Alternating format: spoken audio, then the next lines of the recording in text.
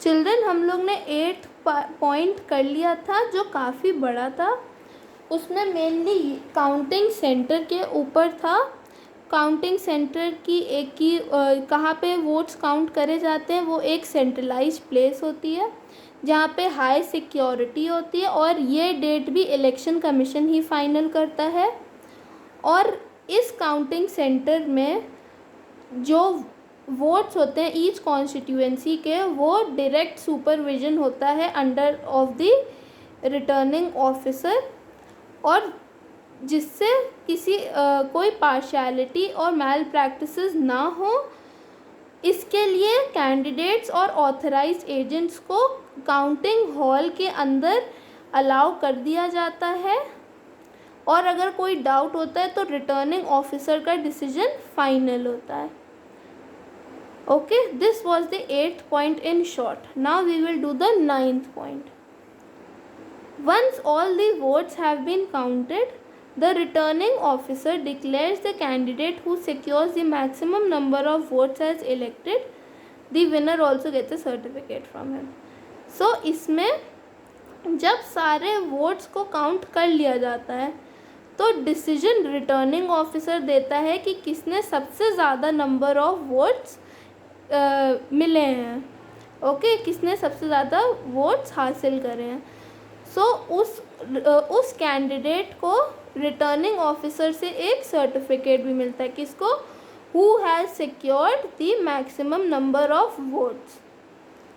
Now coming to the 10th point, the last point of how elections are elected. Every elected person goes to the respective house, that is the Lok Sabha or the assembly, to which she has been elected, and takes the oath of the office.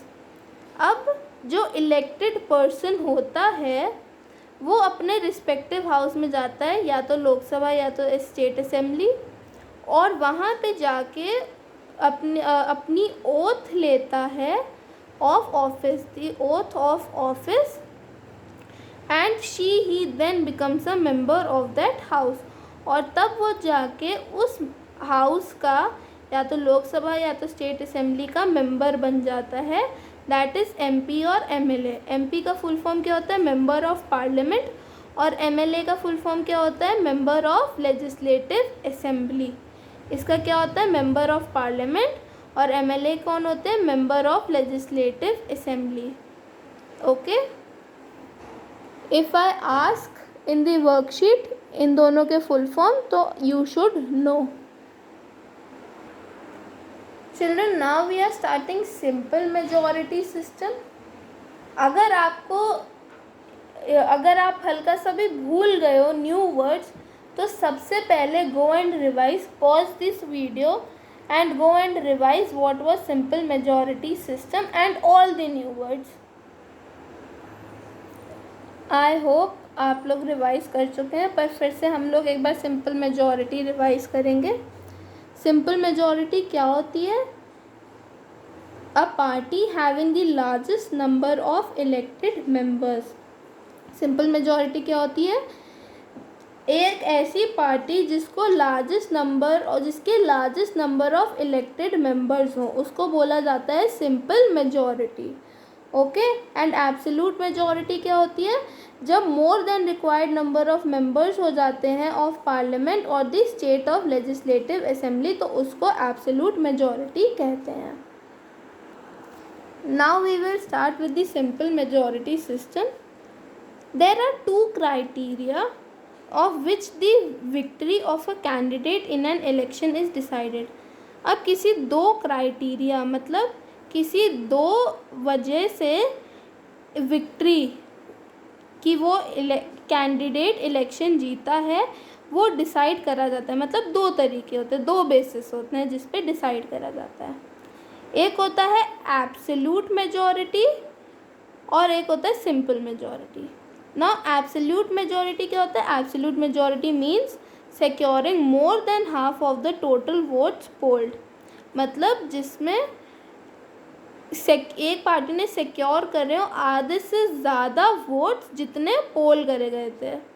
और simple majority क्या होता है? Simple majority securing the highest number of votes, मतलब जिसने सबसे ज़्यादा highest number of votes करे हुए हैं उसको सिंपल मेजॉरिटी बोलते हैं। ये एक सीधी साफ मेजॉरिटी है। ओके, दस simple majority implies that the winning candidate may or may not have secured more than half of the total votes polled। तो simple majority imply करती है कि जो winning candidate है उसने शायद या शायद नहीं secure कर रहे हो more than half of the total votes polled। तो अगर मैं आपको ये एग्जाम्पल से समझाऊंगी, अगर 5 कैंडिडेट्स हैं, 1 2 3 4 और 5, ये 5 कैंडिडेट्स हैं जो इलेक्शन में लड़ रहे हैं। अब 4th वाला इलेक्शन जीता। अब इसके 4th वाले के इलेक्शन जीतने के 2 क्राइटेरियाज हैं। पहले क्राइटेरिया में इसको मिले, मतलब इसको आप समझ लो 60% ऑफ टोटल वोट्स मिले। तो ये किस मेजॉरिटी से जीता? एब्सोल्यूट मेजॉरिटी से, क्योंकि इसको half of the highest votes मिले, इसको 60% मिला है। ठीक है, तो 60% अब 50% से तो ज़्यादा ही है, तो ये जीता है एब्सोल्यूट मेजॉरिटी से। और अगर अब मैं दूसरा सिनेरियो आपके सामने दूंगी और आपको डिसाइड करना है कि कौन जीता है वो इलेक्शन। अब एक दूसरा क्राइटेरिया जिसमें फर्स्ट कैंडिडेट को 10% वोट मिले, दूसरे कैंडिडेट को 20% वोट मिले, तीसरे कैंडिडेट को 40% वोट मिले, 4th कैंडिडेट को 10% वोट मिले और 5th कैंडिडेट को 20% वोट मिले हैं। टोटल 100% है, बट हमें दिख रहा है कि 3rd को सबसे ज़्यादा मिले हैं। पर क्या 3rd को half of the votes polled मिले हैं? उसको तो 50% वोट्स भी नहीं मिले हैं, उसको तो फिल की 50% से कम मिले हैं। तो ये है केस सिंपल मेजॉरिटी का, क्योंकि इसमें इसको सबसे ज़्यादा वोट्स मिले हैं पर 50% से ज़्यादा वोट्स नहीं मिले हैं। ठीक है, तो सिंपल मेजॉरिटी क्या इम्प्लाई करती है कि उसमें कैंडिडेट को हो सकता है या तो मे और may not have secured more than half of the total votes polled, मतलब टोटल वोट्स पोल्ड में अगर उसको हाफ या हाफ से ज़्यादा मिले हो या हाफ से कम मिले हो, ये हमें पता नहीं लगता है। This is the most commonly use system of election, और यही सबसे मोस्ट कॉमनली यूज सिस्टम है इलेक्शन का। It is use in are Lok Sabha and विधानसभा, और यही यूज़ करा जाता है लोकसभा और विधानसभा में, मतलब स्टेट असेंबली इलेक्शंस। विधानसभा क्या है? State assembly elections. Okay, I hope I am clear till here.